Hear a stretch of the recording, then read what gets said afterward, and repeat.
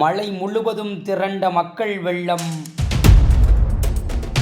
மகிழ்ச்சியோடு காட்சி தந்த புனித லூர்து அன்னை.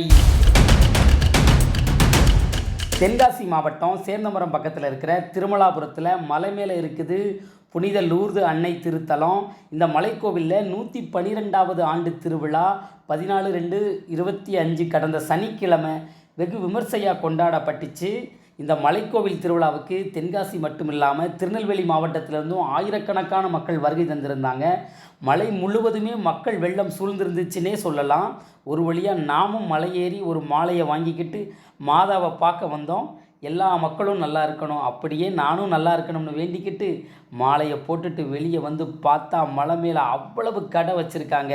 சீனி மிட்டாயி, காரச்சேவு, இனிப்புச்சேவு, சிப்ஸு, பொரிகடலை ஒரு பக்கம் வியாபாரம்னா இன்னொரு பக்கம் பொட்டேட்டோ ஸ்ப்ரிங் ரோல் பொறிச்சு தள்ளிக்கிட்டு இருக்காங்க. வழக்கம் போல் நாம் ஒரு டீயை குடிச்சிட்டு இன்னொரு பக்கம் போய் பார்த்தா வளையல், பாசி, கம்மலுன்னு ஒரு ஃபேன்சி பஜாரே உள்ளதாங்க இருக்குது. இது போதாதுன்னு நம்ம வீட்டு குட்டீஸ்க்கு காரு, பொம்மை, ஹெலிகாப்டரு ஏகப்பட்ட ஐட்டம் கொட்டி வச்சுருக்காங்க. வழியாக பர்ச்சேஸை முடிச்சுட்டு வந்து பார்த்தா பட்டிமன்றம். சாதா பட்டிமன்றம் இல்லைங்க, வேறு லெவல் பட்டிமன்றம். சிரித்து சிரித்து வயிறே புண்ணா போச்சு, அப்படி ஒரு அடிபொலி பட்டிமன்றம். இதற்கு இடையில் புனித லூர்து அன்னையினுடைய சப்பர பவனி வந்துச்சு.